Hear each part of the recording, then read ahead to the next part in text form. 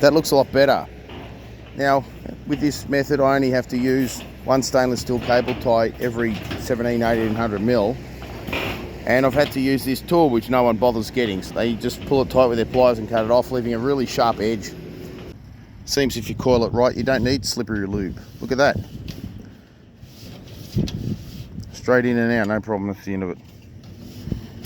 About there, it's going under to the panel there. Put an MC4 on that. So how's all this looking? That's sealed up with silicone. These cable glands do have plugs that come with it to plug up unused holes. We've got a bit of non-UV conduit, heavy duty conduit poking up out of the roof. Doesn't matter, it's underneath the panels. I've actually gone downhill with the cables because water runs downhill. If they were from here to there, you could argue, oh, water collect on there, run down there somehow. So that's protected against water getting inside the conduit. Here it doesn't matter. This conduit is doing the same job as cable ties. It's just a thoroughfare for cables. So no need to waterproof that. In fact, it's got holes along it every now and then to let water out. Now this worked out really well, this conduit here, for the return cables on those strings over there. See that? The saddle fit like a glove with an 8mm bolt. These little platforms that you mount the rail on come in pretty handy for other things. Look at this, bit of 40x40 square tube. I actually could prefabricate these down below because, for example, the distance it turns out between these three ridges is exactly 700 mil, so I've drilled holes in them 700 mil apart. So it's dickhead proof, so you can stand on it, no dickhead's going to smash your cable tray. It's not a bit of shitty corrugated conduit going across the roof like that B-grade job over there. See it to the right of the array. So anyway, here's my labelling. The labels that come with these are like a sticker or something, completely bloody useless, so I've had to cable tie these on. They're labels required by Australian regulations. And we've got our earthing here, see, there, back. It didn't just go from there to there because, quite honest, these earth lugs are pieces of crap that after a few years don't actually conduct anything.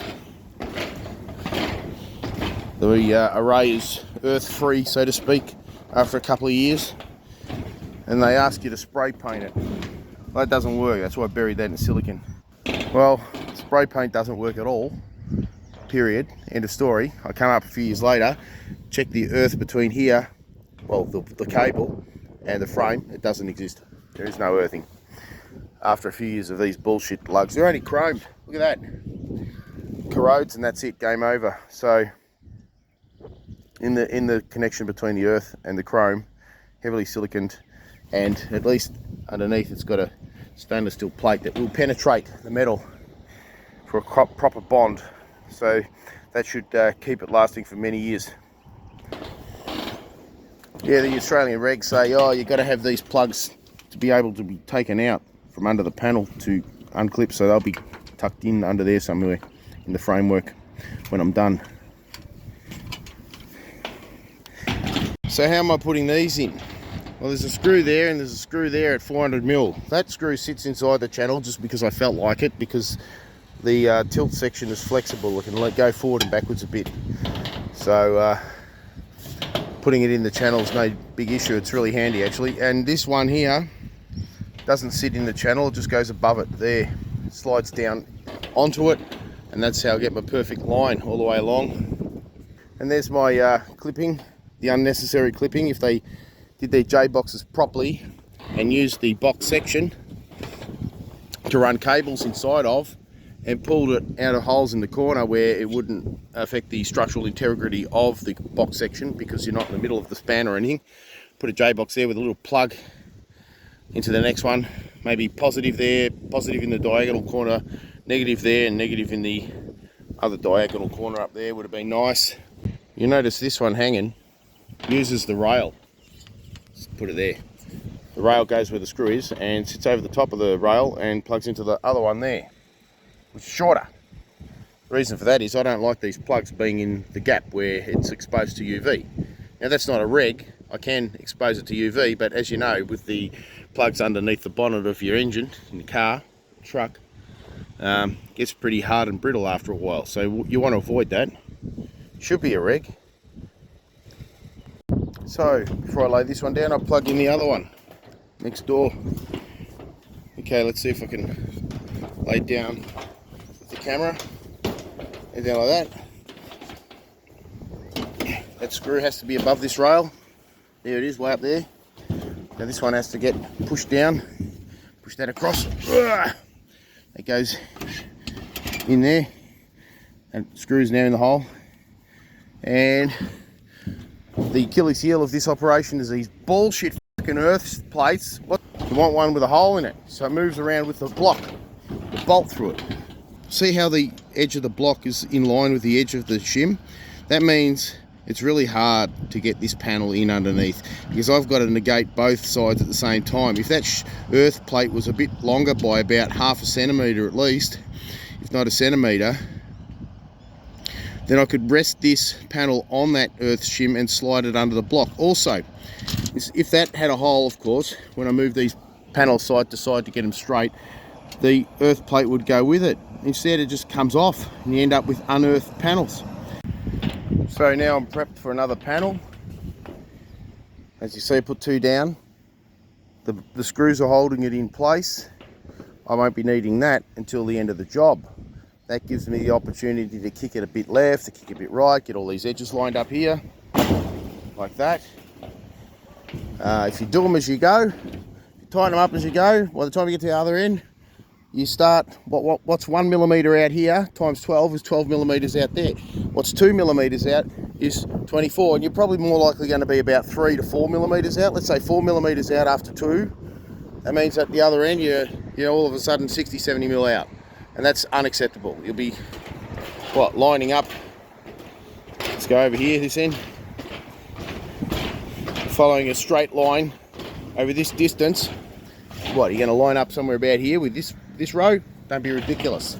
You do them all nice and loose, and then kick them straight at the end of the job. And then tighten them all up. So far, everything's loose. As you can see, there's a few discrepancies. Usually this occurs when the bottom rail is not perfectly straight. I don't know what's wrong with this high one. Will it push down? No. Anyway, this is the advantage of having all loose mid clamps. I can slide them up a few millimetres later, get them all perfectly in line. So there it is, all clamped down.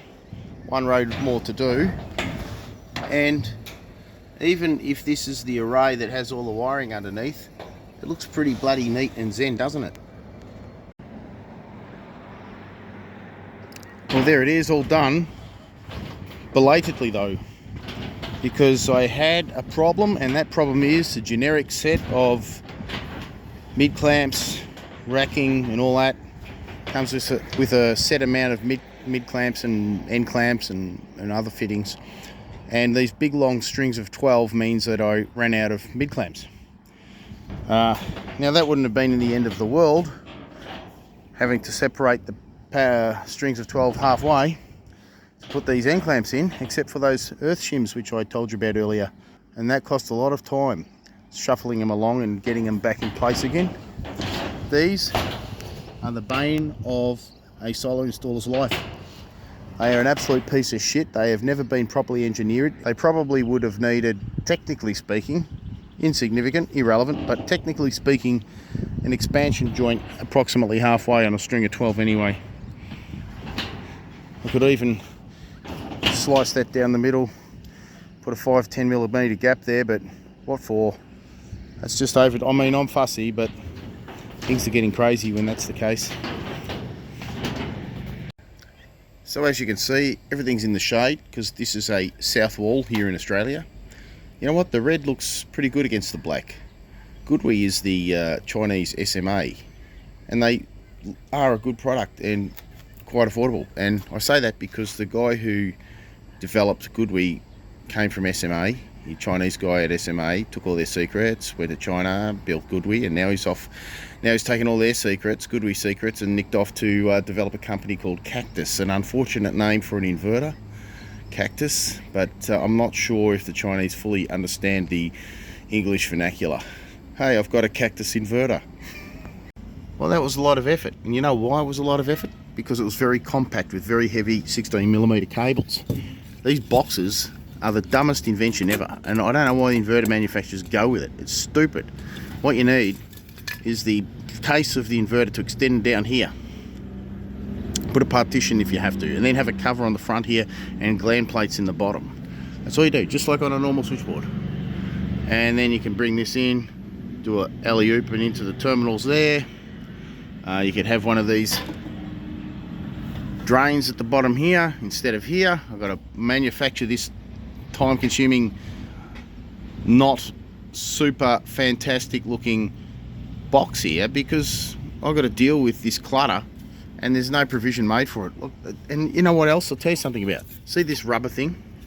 They can leak, especially when those stainless steel bolts on the bottom fall out. Now the Goodwe of course is recessed up in there, but I've seen brands where it's dead flat across the bottom, and rainwater would run there, go across there, and because you know some installers got stainless steel screws going vertically up, drops them in the grass, can't find them, missing screws, and the water would run in and fill up these little boxes and start cooking water. I've seen that, and these are the dumbest and most time-consuming thing ever. No, not picking on Goodwe. There's dozens of brands that do it. Dozens.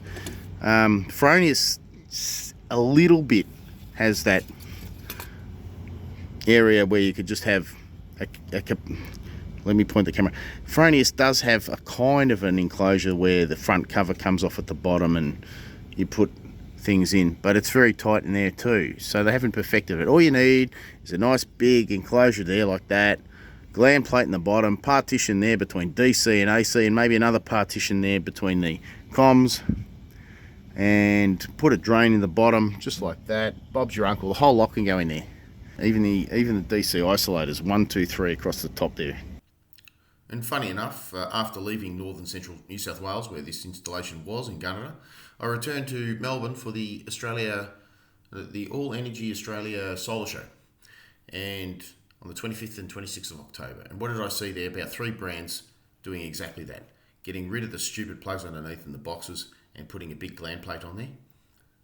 Fantastic. This is Noark. I think GCL did it, and one other brand. In fact, I think it was all the same inverter with relabeled names on them. So it looked like a great design. All your conduits would come in here like this. I don't like the MC4 plugs though on the bottom there. I'd also have glands for that and terminate them in the terminals. The other thing I would add is DC isolators along here. You may have seen me in the video put 3 big whopping 50 amp ZJ Benny DC isolators for 30 kilowatts because that's what you need. You're not going to fit them in a single DC isolator, and I'll show you why in a second. So I would probably have a flip lid there and a DIN rail to put DC isolators on. So here we go. Here's that 30 kilowatt inverter, or 29.9, and as you can see it's got an inbuilt isolator, but you can't switch that much power with one bloody DC isolator. That's why I got 3 big ones from ZJ Benny. And is it approved? Of course not, which is why I had to add the 3. So typical of any inverter above 7 or 8 kilowatts, I guess. So a lot of advantages to having this gland plate on the bottom and a cover on the front. Get rid of that stupid switch on the side, and there you go. It would tick all the boxes. What else we got? We got the plant running. Here it is in the Goodwe portal. Nice portal. This, look, it's cranking right up here. It's I think it was installed. When was it installed? It was created. This portal was created on the 27th. How long's it been active? It's been going for now for 252 hours. There you go, 252 hours. It's really well and truly over 4 megawatts already, and it's cranking up. It's nearly 9 a.m. there at the moment, and it's getting up there, and it does peak out at 30 kilowatts. You may have seen that the panels were back to back, they're not all facing north. What for? You got a 39.1 kilowatt array. So even if they were all pointing north in the middle of the day with the sun overhead, you're not going to be able to get any more out of it than 29.9 kilowatts anyway. You might clean up a bit of extra power on cloudy days for a net return over the course of the year of a few insignificant percentages. So that's why the array was straight down the guts facing east and west with a 2 metre clearance each side, so to save a ton of extra expense on OH&S, protecting the edge with barriers, and also the work involved.